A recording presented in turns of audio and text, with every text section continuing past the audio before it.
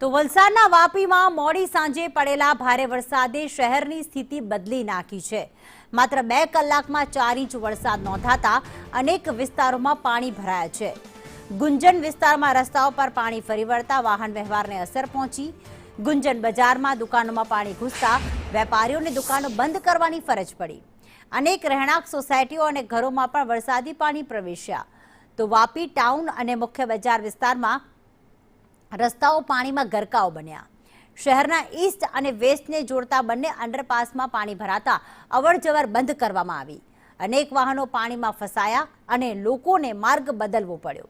વરસાદ બાદ નીચાણવાળા વિસ્તારોમાં પાણી ભરાવાની સ્થિતિ સર્જાઈ છે।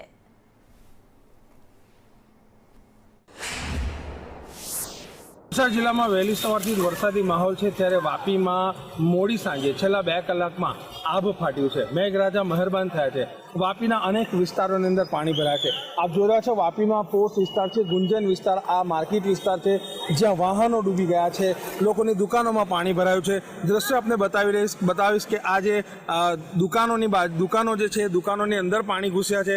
અહીં જે માર્કેટ છે, માર્કેટ બંધ કરી દેવામાં આવી છે। લોકો પાણી બહાર ક્યારે નીકળશે તેની રાહ જોઈ રહ્યા છે। નોટિફાઈડ અને જીઆઈડીસીની જે પ્રી મોન્સૂન કામગીરી કહી શકાય કે જે ગટરો સાફ કરવાની હોય છે, એ ગટરો ન સાફ થવાને કારણે માત્ર 2 જ કલાકની અંદર 4 ઇંચથી વધુ વરસાદે જે છે એ નોટિફાઈડ અને જીઆઈડીસીની પોલ ખોલી દીધી છે। વાહનો ડૂબી ગયા છે, લોકો પોતાના વાહનો મૂકીને અહીંથી નીકળી ગયા છે। વાપી વિસ્તારની અંદર આભ ફાટ્યું છે। 2 જ કલાકની અંદર જે છે વાપીના રસ્તાઓ નદીમાં પ્રવર્તિત થઈ ચૂક્યા છે। લોકોના વાહનો ડૂબી ગયા છે, લોકો ચિંતાતુર બન્યા છે, વેપારીઓમાં રોષ છે। લોકો જે છે સાંજના સમયે જે છે માર્કેટનો સમય હોય છે, અવરજવર હોય છે, અને એ જ સમયે જે છે આ પ્રકારે વરસાદ પડવાની સાથે જે રીતે પાણી ભરાયું છે, આ દુકાનો જે છે, દુકાનોની અંદર પાણી ભરાયું છે। આપ જોઈ રહ્યા છો દ્રશ્ય જે છે એ વાપીના ગુંજન વિસ્તારના છે।